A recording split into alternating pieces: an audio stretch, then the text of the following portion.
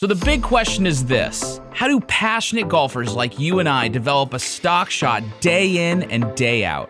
A stock shot that's as reliable as the sun coming up in the morning. That's the question, and this podcast is the answer.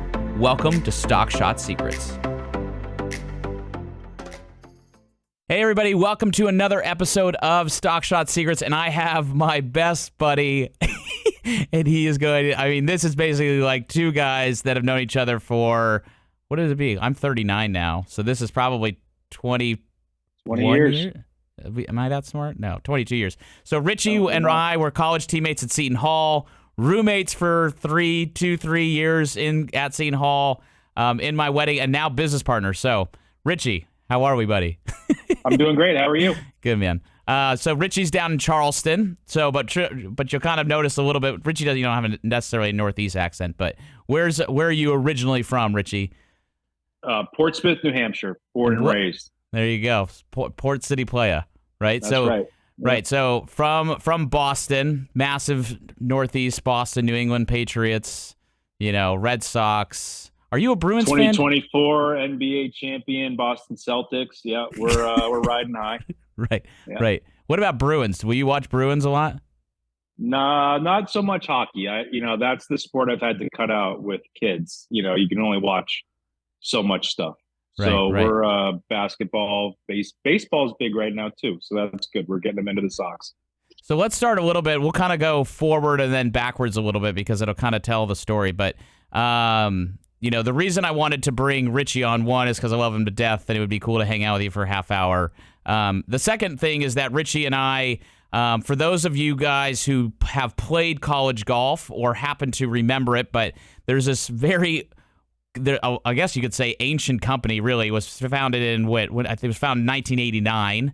Right, and it's called College. Yep. Basically, it's known as the Ping College Golf Guide, so also known as collegegolf.com right now. So Richie and I are business partners in collegegolf.com, which is really in Rich's lane. So Richie, can you tell a little bit about what is your 9 to 5 aside from college golf, but like in the world of golf itself, what were you doing before we acquired this company, and why are we doing this? Yeah, so after we played together, we graduated in '08. I went to work for the American Junior Golf Association, which was a really great experience. Then during that, I kind of figured out I thought I wanted to coach. So I went back and coached at our alma mater at Seton Hall for a couple of years and got my MBA.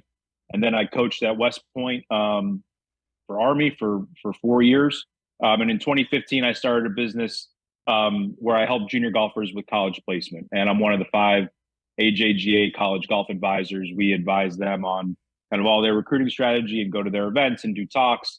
But at the most basic level, what I do is I help families navigate, kind of their path to college, whatever that may be. If that takes a few different forms, but it could be what tournaments to play. It could be getting them hooked up with great instruction, fitness, kind of get all the building blocks in place so that they can reach their end goal of playing in college. And everyone comes to us with a different set of goals and dreams. Some want to play at Stanford or Vanderbilt, Duke, at the top, golf schools. Some kids want to come in and they want to go to the best academic school they can go to and use golf as the kind of way to help them get into Penn or Princeton or Yale or Williams or Amherst. And we help them kind of navigate it.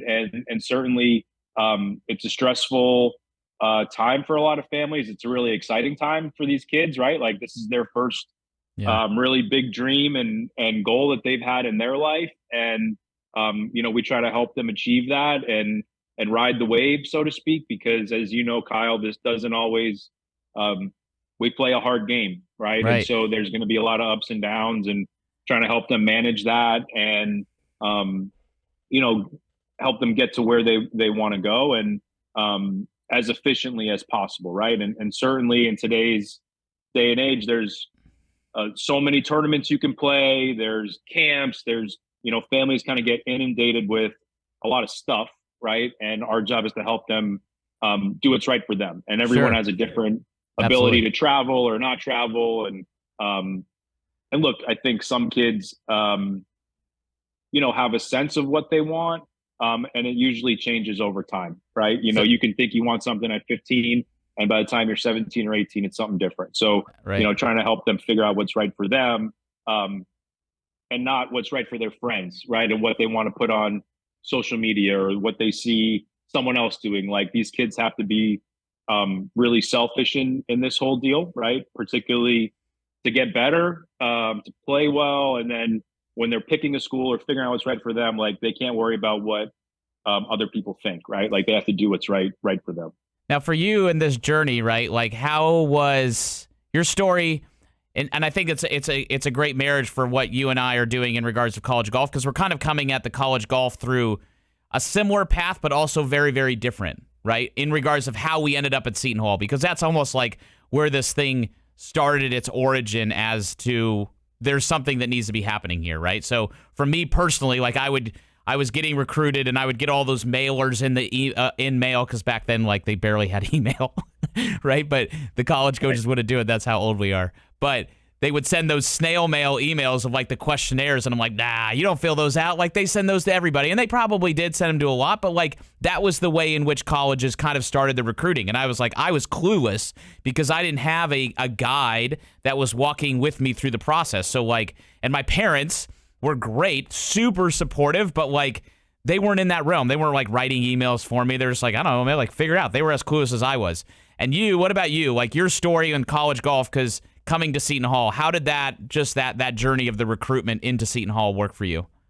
Yeah, I mean, it was similar and different in the fact that I wasn't very good, so like I had to really, um, I had this dream and I didn't know how to do it. And I didn't have a lot of results to, that would necessarily, I had enough results to get there, but it wasn't like I was some slam dunk bona fide, like D1 guy that had a bunch of offers. Like that wasn't that for me. Like I've always had to scratch and claw and figure it out. And certainly as I look back at when I was a kid, my parents were the same. They were incredibly supportive. Um, but they didn't know what we were doing, right? Like they Right. didn't go to 4-year college. They didn't know golf in any way, but they would do things, hindsight being 2020, that were like crazy because that's what, probably what I thought and, begged them to do. Like, let's go play this tournament in Florida in January, right? And we would go down there and do that. And I would shoot, you know, 84, 86, and then, come in 50th place. It was awful. And then on the flip side, for them, my parents didn't make a lot of money, so like them spending 3 or 4 thousand bucks to go down and do that was something that we shouldn't have been doing. Like, Right. period. Absolutely. That was a bad deal. And so, but we didn't know any better, right? And so, as I look at it now, my job is to help families kind of make better decisions for themselves, on this thing, and help kids understand, like, if you have this dream, and goal, like, you got to go find it and work for it yourself, right? And I know how many emails I sent, and in our day it was, old school internet, and my mom would pick up the phone, and email I was sending would get, wiped out and whatever. Dial up. So it with that, because I think that there was a massive statement that was culminated out of that situation, because you and I, it was different in the fact that I was getting letters from colleges, but I did nothing. Like, I did absolutely, quite frankly, looking back and knowing what I did now, I did such a terrible, terrible job in recruiting coaches to be recruited. But you were on the flip side, right? Like, you were having to claw your way to just get the attention of the coach. So, I mean, how much work were you doing then back at 18 to really, in some sense, I mean, being honest, and I mean, you'll be the first to admit it, so it's not, but kind of going to Seton Hall a little bit, kind of outkicking your coverage, really. But like, how much work was that entailing of 18 years old doing this yourself? It was a lot, because we didn't know what we were doing, and I didn't know what I was doing. And I think, I was emailing coaches. I have this, this is the Ping College Golf Guide from back in our day, and I wore it out, because I was emailing any coach I could, I could think about, or I could find information for, because I wanted to do this. And I wound up having a few offers in the end, and Seton Hall wound up being far and away the best thing for me. But I was and I was selling something that I didn't even know how to sell it. Right. I didn't have a lot to sell to begin with. So, I think that's where my passion from this comes is like, I know when I was a kid, I really could have used someone to talk to say, hey, Yeah, man, for sure. like, how do we make this a little bit easier? Where should I look? Where would I have better opportunity? Where might I be able to get scholarship money? What are the things that are important to me that maybe I don't even know that are important to me yet? And Right. asking the right questions along the way to help, clarify, the thought process. Certain, as Kyle, you work with a lot of kids, like they all come in and say, I want to play D1. It's like, okay, like, what does that mean? Like, Right. that's just something they hear, and sounds cool, and they, then it's like, okay, well, why are we doing this? Are you doing this because you just want like a Gatorade bottle and the ping bag and a cool hoodie? Or are you doing this because you want to get a certain type of education or be in a particular part of the country? Or you're just so crazy nuts about golf and competitive golf and like wanting to, cut someone's hamstrings out that you want to, play as many tournaments as you can play. Yeah. And, within that, like, okay, you probably need to, if you're a kid like that, you need to go somewhere where you're going to actually play, Yeah. like not go ride the bench. And I think what a lot of people don't understand about college golf that I know I learned the hard way, as you probably remember my freshman year, like if you don't get on that bus, you're alone in your room for 4 or 5 days at a shot or weeks at a That's a lot of FIFA. That's why you got so good at FIFA, bro. no doubt. But that's a dark place, bro. I know. And I think what's so cool about your story and how how you're such an expert in this field is that your story is basically 95% of high school golfers, right? Like you're a junior golfer, you're shooting, somewhere between 75 and 86, 87 in tournaments as a junior golfer, and you have to go pound concrete and like you got to get your message out there to the coach to where I think the internal false belief and the false belief of all the junior golfers out there that are listening and the parents is they go, but I don't have a story to tell, right? Like I don't shoot 68. And you're sitting here saying like, listen, I shot 82 and I would go to Florida and shoot 86 in a tournament and 85 and 77. But like not work the system, but like you really got you got your name in front of the coaches enough through hard work by recruiting them so that you got recruited and that you had a story. Because the truth is, and that's what I'm telling all of our juniors, is that everyone has a story, right? And even if your story's not done, it's like, to your point, when you're saying you're setting up the team and like you're like, okay, like you shoot 88, but you want to play college golf, like maybe that's not where we are right now, but it doesn't mean that's not where we can't be, right? So like we need to get these assets in place in your golf business, like the fitness and course management and mental and the skill and stats and this stuff, and then let's create this plan so that now you can now play college golf. Because yeah, like you're a freshman and you shoot 88, like you're not going to go to Ohio State or Alabama, but you might be able to go play at a really cool D2, D3 school, which in a lot of times, quite frankly, as you and I have talked about, that's actually a better college environment than the D1 programs.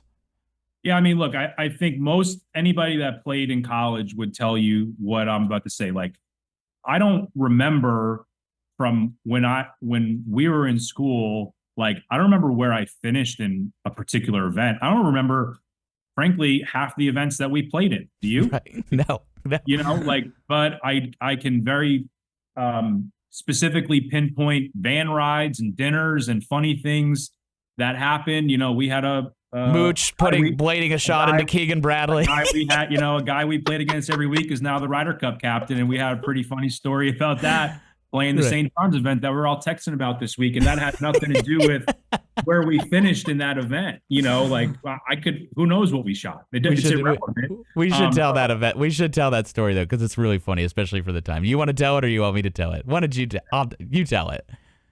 Yeah. So we were. So every year, St. John's, and they still do host an event at Bethpage Red, which is the little sister course to Bethpage Black, but it's a terrific golf course in its own right, and it was a great event. And if you've ever been to Bethpage, which we always win, and we always took guys to play the Black, it's a really cool place. They have this one really beautiful perfectly circular putting green in front of the clubhouse with a Rolex clock and the whole nine, and it's great. And it's a shotgun, it's a 9 o'clock shotgun start for argument's sake. And so there's tons of people on this. We're 10 minutes to tee off. There's 80 guys on this putting green, right? I'm putting to water bottles. Like there's no room anywhere. And in addition to that, there's like maybe 1,000 signs around the putting green that say no chipping. Okay, like very clearly no chipping. This is the Rolex green. Putting only, period. And so we're all warming up. We, doing our thing. And one of our teammates, I looked over and he's chipping, right? And I'm like, oh man, and Kyle and I were captains at the time, and I'm looking at Kyle and he's doing his thing. I'm trying to get ready. I'm like, I don't really feel like dealing with this. And then like a minute goes by and I see him, he starts hitting like flop shots, and I'm like, oh Christ, he's going to hit, he's taking divots and stuff. And all of a sudden he blades one right into the back of Keegan's leg. And, and he kind of looks up at Kyle and I like, what are we doing? What are we doing here? And then, we had to go over there and kind of tell him like, hey man, like there's a million signs here that say no tipping, like please cut it out. Right. Yeah.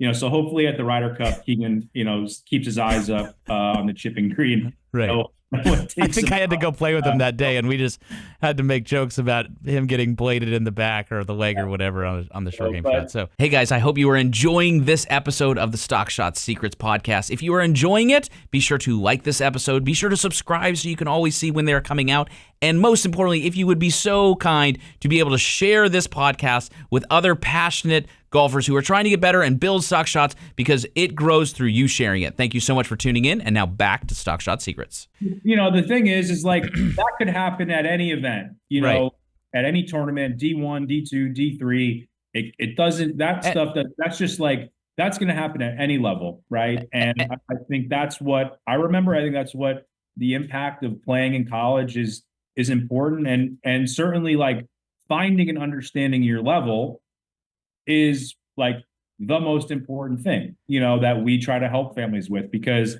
if you get into a situation where you're never going to play, or you're going through this process as a high schooler and you're emailing these coaches and you're doing everything we're talking about and you're being persistent and blah, blah, blah, but you shoot 80 and you're only talking to Alabama, Auburn, Ole Miss, and Texas. Yep. They're not going to take you no matter how good your letter is. Right. But if you have a really compelling case and you're also in the right pot of schools, you're going to have a lot more success. And maybe you get to the top end of your pot of schools that way, right? For me, that was Seton Hall. That was the best school I could have gone to.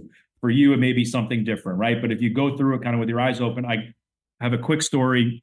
When I was coaching at West Point, we had a kid who would email us twice a week, like nonstop. His name was Stephen Patterson, and he was a terrific, terrific young man and a very, actually a pretty good junior player. But he was on the sort of edge of where maybe we would recruit. We were starting to recruit some pretty good players. And, he's emailing us 2 or 3 times a week for months, call it 6, 7, 8 months. And his dad was a New York City police officer, was there on 9/11, had this really compelling thing about why he wanted to serve his country and, be part of our program and this and that. And finally, one day we were in the office and I'm like, I think we really should take a chance on this kid. Like if, he wants to be here for the right reasons, and now it's a slightly different there where, at West Point, there's something much bigger than golf that kids are coming there for. But at any school, if you're telling a coach, hey, this is why I want to be here. Here's my story. Here's why I'm going to be a perfect member of your team. Here's what I am as a teammate and a leader and a golfer and a person. That goes a long way. And he wound up coming and having he was a great member of our team, and granted, he may not have played a lot, but he got the opportunity he wanted. And then, it's up to him to we just had a girl do that over the last month. She's going to a D2 school that's a really good D2 school. They went to nationals, and this girl's amazing, like works super, super hard, Richie, like does everything right, never misses a homework assignment in our academy. Like she babysits my kids, right? And I had some influence on like the coaching. Like I talked to the coach once, but she ended up signing as a preferred walk-on, like your story, to this school, which quite frankly, she would admit, like she has no business being at.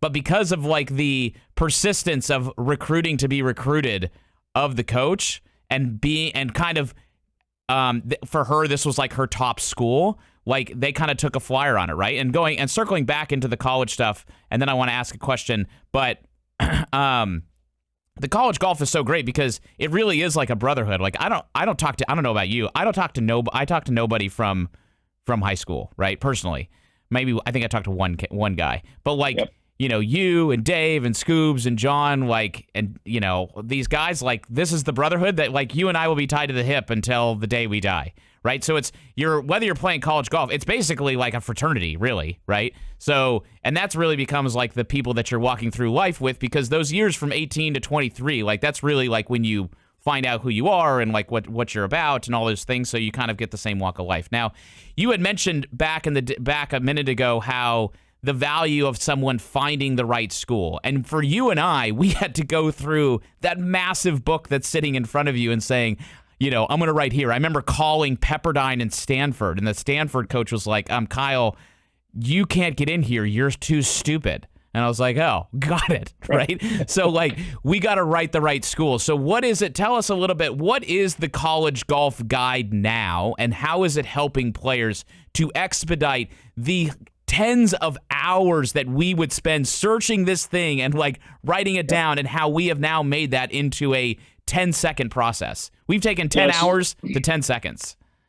Yeah. So it's a really, really powerful tool that, you know, has been in place for the better part of the last, you know, 20 years on collegegolf.com. And we've spent the last year kind of refreshing it and making it look and feel and use a little bit easier. But at the most basic level, it's something that I use in my business every day of the week. And if I'm using it, I'm the expert. In my opinion, every family and kid should be using it. But effectively, what we have is we have academic and demographic information on every school, meaning ACT average, size of the school, tuition, location, kind of everything you need to know about like the school from an academic standpoint. And we have over 30 years of scoring data loaded into the College Golf website, right? So we can go in and anybody can say, if you're from Ohio and you want to stay in Ohio and you want to major in accounting, okay, and you average 76 in junior golf, if you went on Junior Golf Scoreboard and your gross scoring average was 76, you could go in and say, I want to look at every school in Ohio that has accounting, that has golf scholarships available, and their number 3 player average is 78 or higher, right? And it would give you as many schools as fit that parameter. It could be one school, it could be 700 schools, right? And and you can make the search as big or as small as you can. I think it gives families a really good insight into what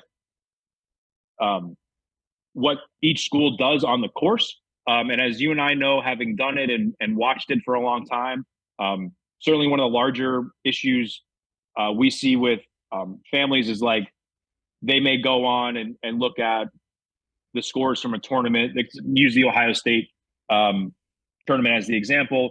Maybe a lot of your listeners have played the Scarlet course in high school golf, right? And maybe they play in high school golf from 6,600 yards, right? And they go play the Ohio State event or a regional there, and they're playing at 7350, and it's 58 degrees, and it, you know, 76 might be pretty good that day, right? Yeah. And so they have harder hole locations. It's different golf, different level. So trying to help understand where you fit in, just understanding that college golf is harder than junior golf by which going back.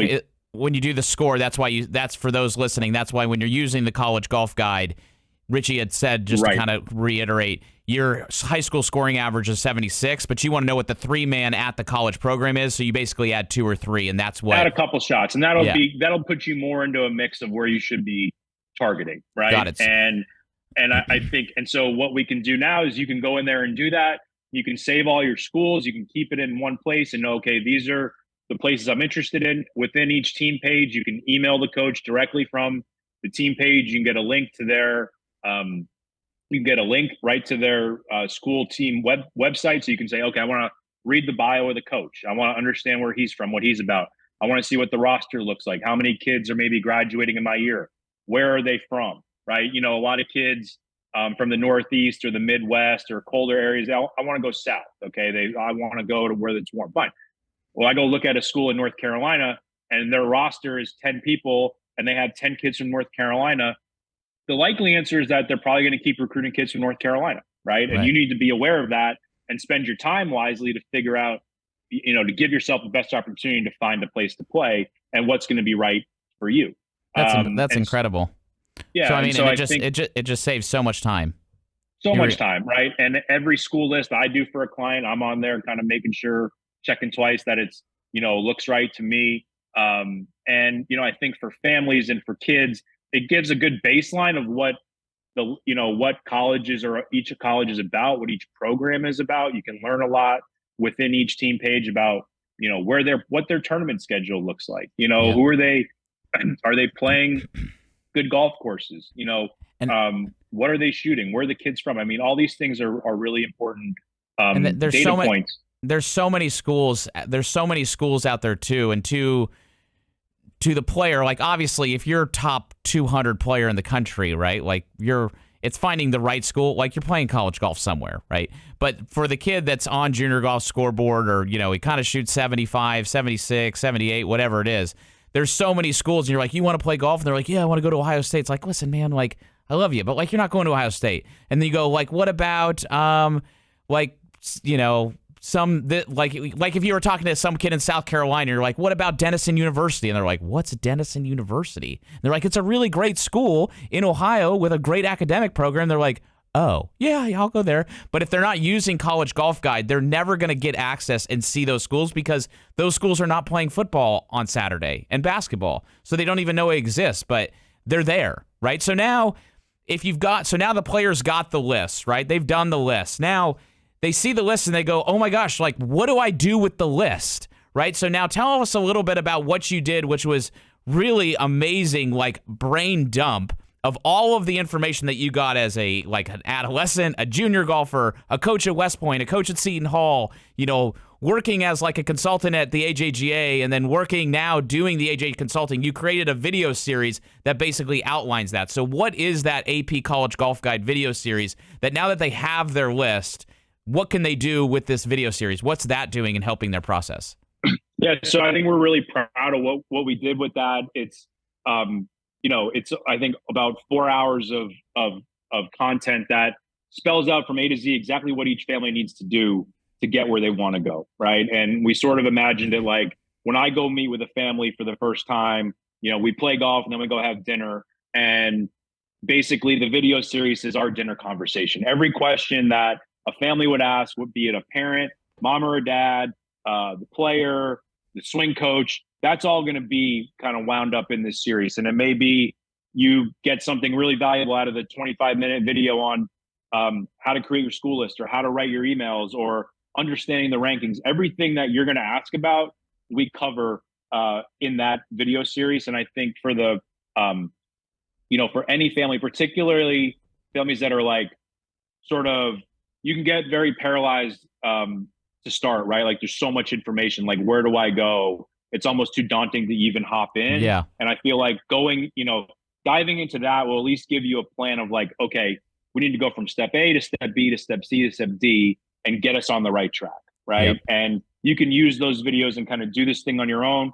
You can come work with one of us and get a former college coach who's been through the recruiting battles and knows the ins and outs of what tournaments to play in and how to look at the schools and how to communicate with the coaches and what coaches may match personalities better and so on and so forth. And you can do that as well. But I think a lot of families could just go there and get a lot of information and at least get the ball rolling to where they have a feeling of like, okay, we know what we need to do.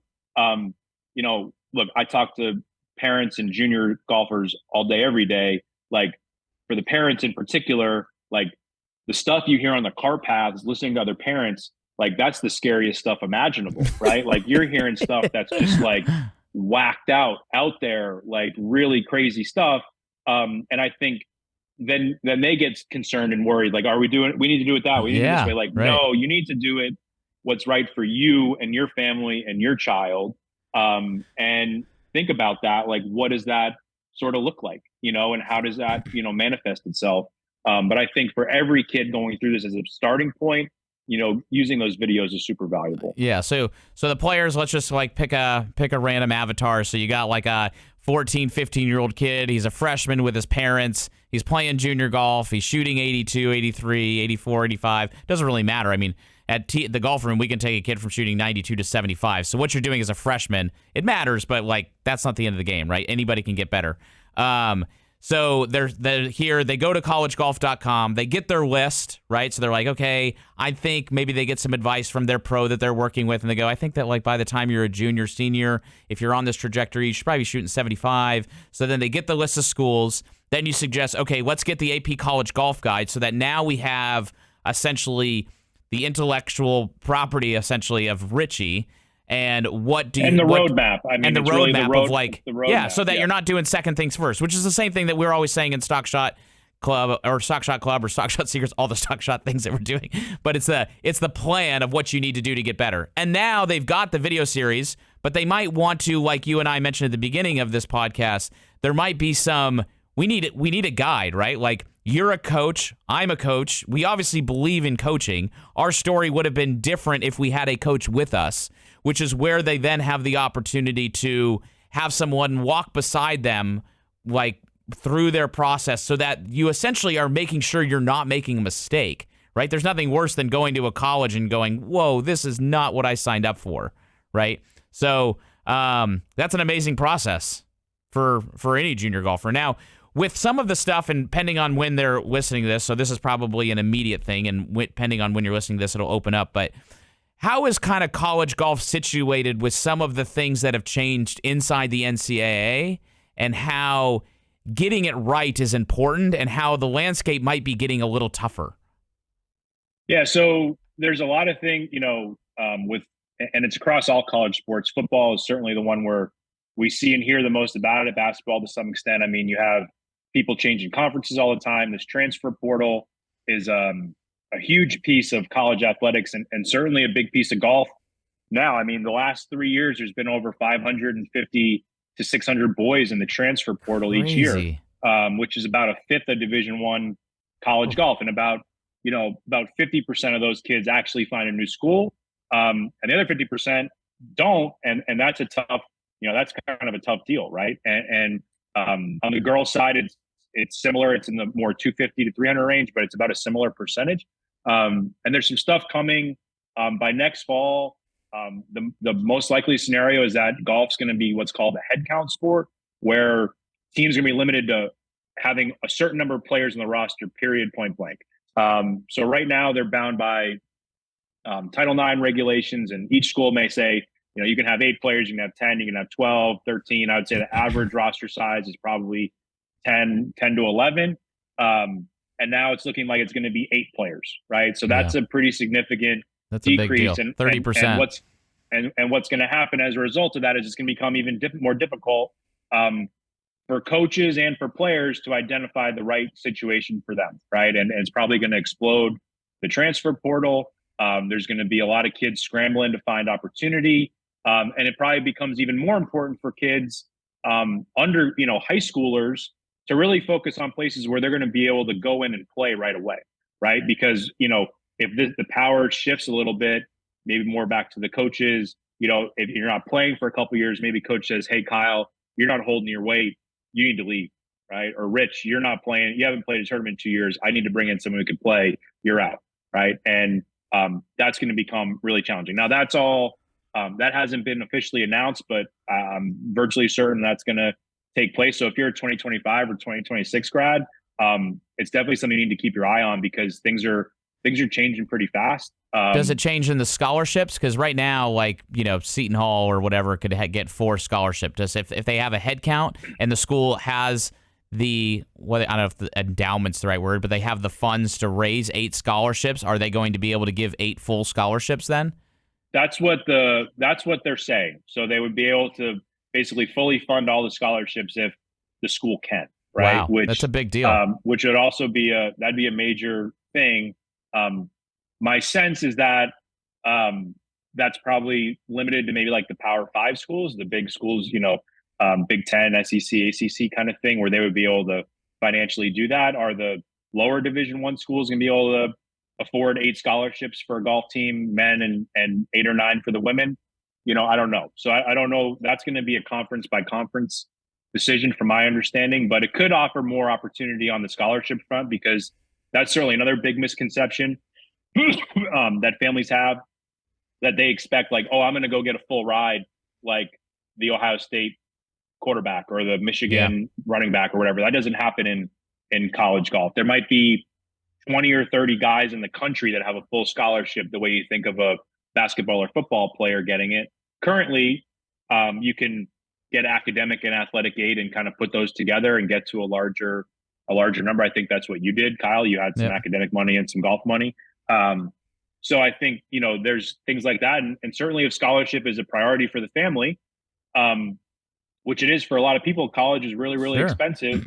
That's a different sort of subset of schools maybe you need to look at, right? You need to go to, if you're looking for max scholarship dollars, you need to be the best guy on the team by a shot or two, right? To get a 50, 60, 70% scholarship. You can't expect that you're going to go into the best school you could go to, golf school you could go to, and you're going to be the 8th or 9th guy. You might get 5%, or you might be a walk-on, and so you have to kind of figure that out. Each family has to figure that out for themselves.